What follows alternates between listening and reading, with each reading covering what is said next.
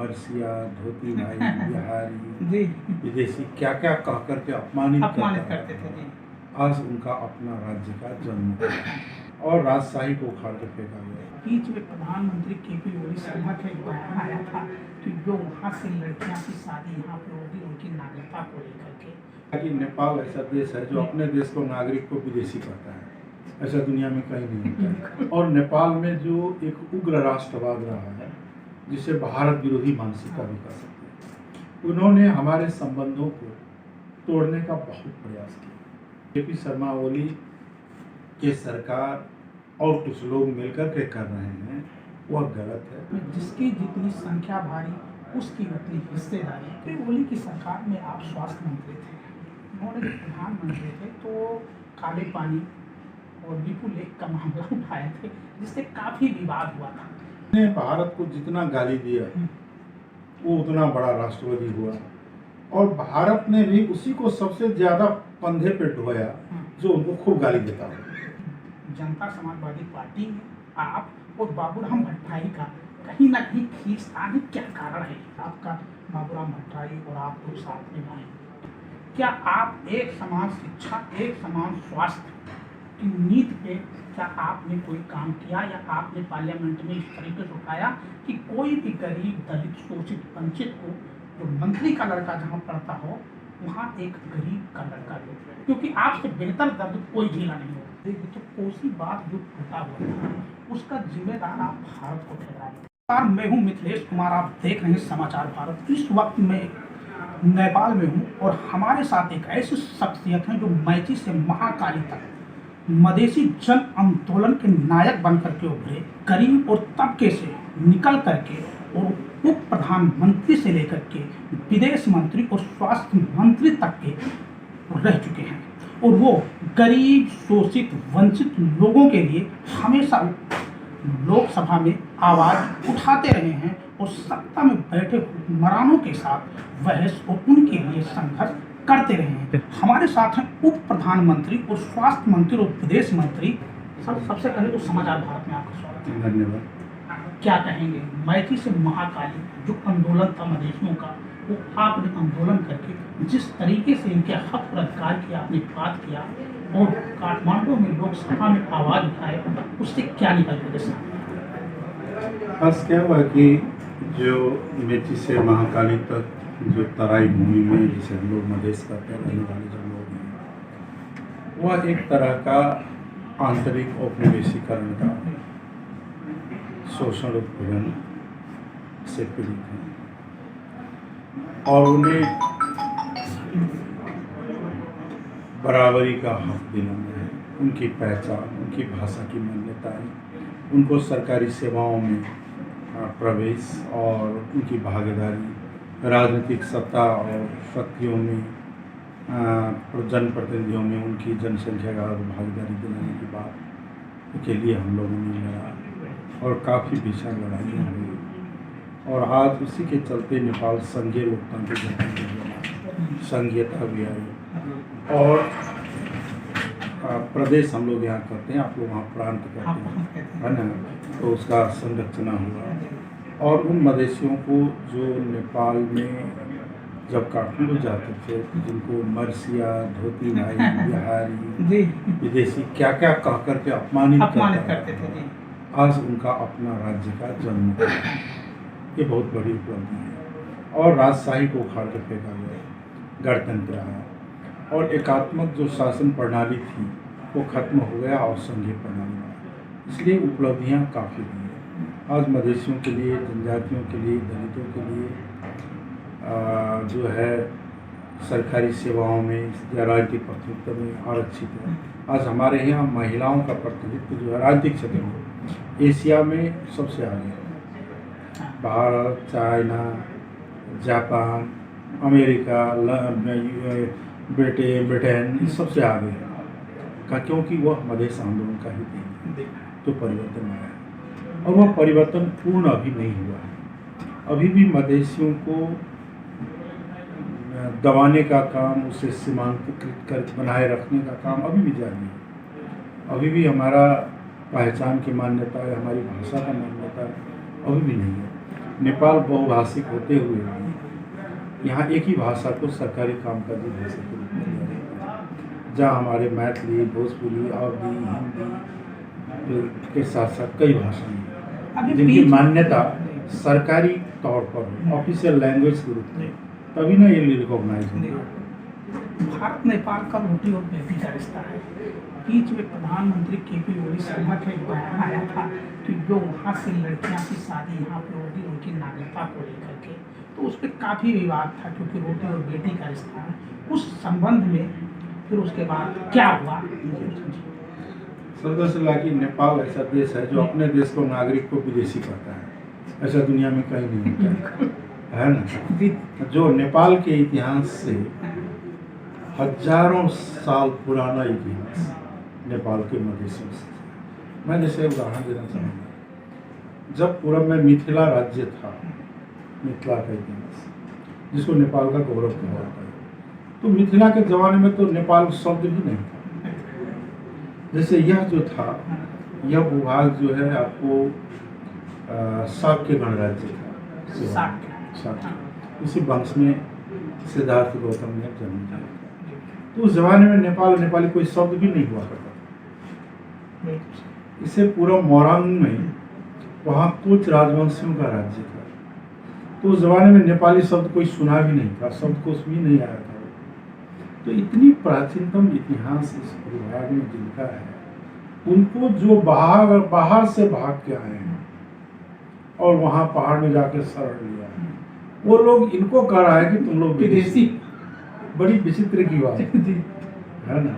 यह भूमि से यहाँ का रिश्ता है, इन लोगों का यहाँ का धरती पुत्र। और भारत और नेपाल के मधेसी एक ही परिवार के लोग। हमारा बेटी रोटी का संबंध ही सिर्फ नहीं है, हमारा तो ब्लड रिलेशन भी है। मधेसी विरोधी मानसिकता रहा है और नेपाल में जो एक उग्र राष्ट्रवाद रहा है, जिसे भारत विरोधी मानसिकता भी कह सकते हैं, उन्होंने हमारे संबंधों को तोड़ने का बहुत प्रयास किया। सारे प्रयास असफल हो गए।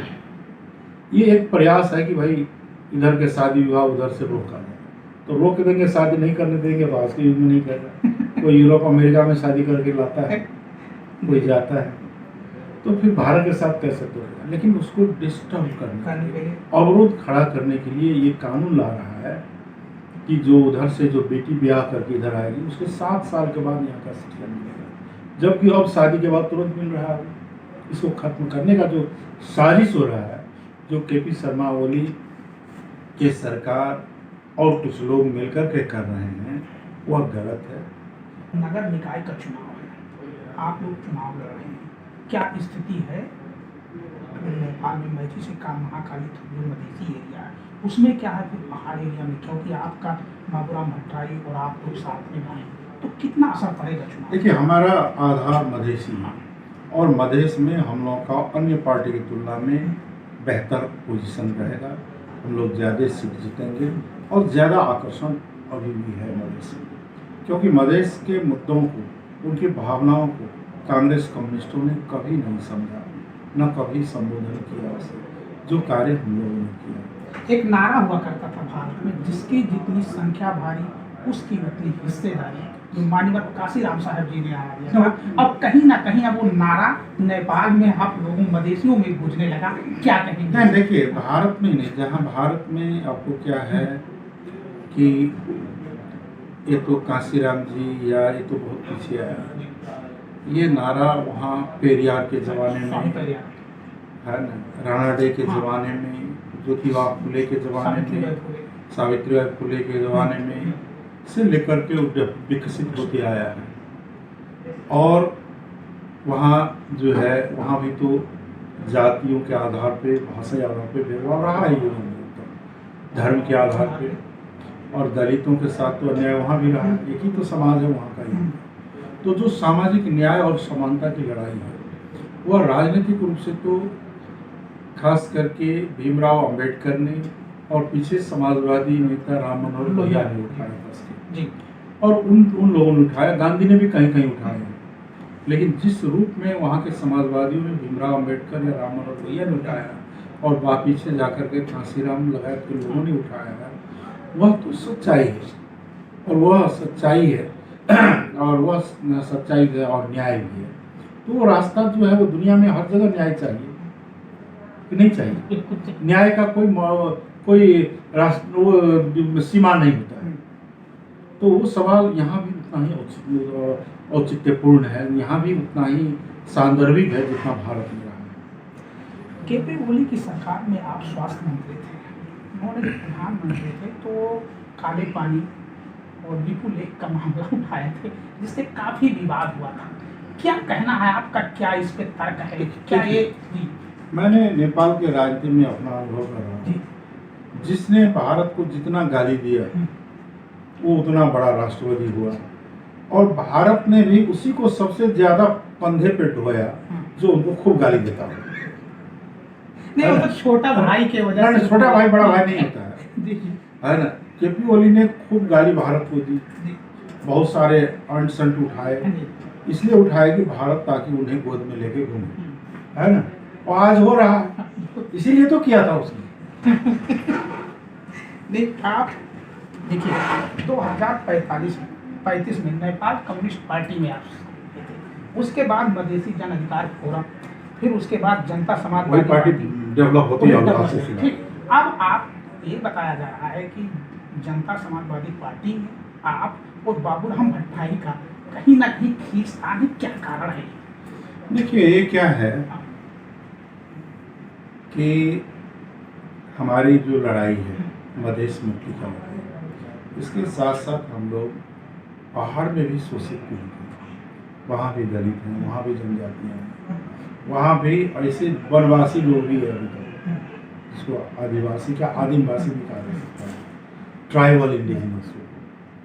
तो ये लोग सभी तरह के अधिकारों से वंचित है, इनकी लड़ाई हो रही है। इस लड़ाई में जो साथ देंगे वो साथ साथ चलेंगे, इस लड़ाई में जो साथ जितनी हद तक देंगे उतना हद तक चलेंगे। जिस दिन साथ देना छोड़ देंगे उस दिन तो रास्ता अलग हो जाएगा। हमारा मिशन क्लियर है, इसमें कोई कंफ्यूजन नहीं है। 2016 में जिला सप्ताही जिला भागवत धनीलाल यादव की यहाँ आप सबसे छोटे बेटे थे। आप बहुत गरीबी से उठ करके आप उप प्रधानमंत्री, स्वास्थ्य मंत्री, विदेश मंत्री थे। नेपाल में गरीबी की रेखा आप समझ ही रहे हैं क्या? क्या आप एक समान शिक्षा, एक समान स्वास्थ्य की नीति पे क्या आपने कोई काम किया, या आपने पार्लियामेंट में इस तरीके से उठाया कि कोई भी गरीब, दलित, शोषित, वंचित को जो मंत्री का लड़का जहाँ पढ़ता हो वहाँ एक गरीब का लड़का जो, क्योंकि आपसे बेहतर दर्द कोई झेला नहीं हो। देखिए, हम लोगों ने ये लड़ाई लड़ा, आज तो जो थोड़ा बहुत आरक्षण मिला है उसी की वजह से, शिक्षा में भी आरक्षण है उसी वजह से। लेकिन हम जो परिवर्तन करना चाहते हैं कि शिक्षा, रोजगार, स्वास्थ्य और आवास, ये 5 जो आधारित चीज जो मानव को पैदा होते ही आवश्यक चीज है। शिक्षा और स्वास्थ्य उसका अधिकार, किसी का दिया हुआ भीख नहीं वो हकदार। और जो धरती में पैदा हुआ कम से कम उसको रहने का जगह चाहिए, क्योंकि धरती तो सभी का साझा है। और शिक्षा, स्वास्थ्य के साथ साथ रोजगार, ये 3-4 बातों को इसकी संपूर्ण उत्तरदायित्व राज्य को, स्टेट जो है इसका रेस्पॉन्सिबल है, ताकि सबको शिक्षा, सबका स्वास्थ्य, सबका रोजगार मिल सके, और तभी जाकर के हम एक न्यायपूर्ण समाज का निर्माण कर सकते हैं। और धीरे धीरे क्या होगा, तभी जाकर के हम गरीबी को, बेरोजगारी को खत्म कर सकते हैं। शिक्षा और स्वास्थ्य और रोजगार के अभाव में गरीबी कहीं खत्म नहीं होगी, ना कभी। इसका जड़ जो मूल कारण है वह शिक्षा, रोजगार और स्वास्थ्य है, जिस पे हमारा कहना है, हम लोग लड़ रहे हैं कि इसका दायित्व राज्य है। बहुत सारे मुल्कों में दुनिया में है ऐसी बात। नेपाल में आप मंत्री थे तो कोसी बात जो टूटा हुआ था उसका जिम्मेदार आप भारत को ठहराए थे, क्या है इसका? नहीं, मैं तो भारत ने भी ये बात मान लिया। अच्छा, अरे मैंने पहले भारत ने कहा जो भाई नेपाल दोषी है, और उसी टाइम जिस दिन संजोग क्या है, जिस दिन वो बांध टूटा हमारा ही निर्वाचन क्षेत्र से। अच्छा जी। और उससे 2 घंटे के बाद हमने विदेश मंत्री का शपथ ग्रहण किया। अब 3 दिन के बाद मैं भारत का विजिट में था। तो क्या है, तो उसका आधार मैंने क्यों कहा था कि कोसी समझौता क्या है। कोसी बांध का, उसका रेख देख, उसका निर्माण, उसका संरक्षण, संपूर्ण दायित्व जो है वो भारत सरकार का। नेपाल सरकार चाह करके भी उसे मेंटेनेंस नहीं कर सकता, तो मेंटेनेंस ना करने के चलते टूटा है ना।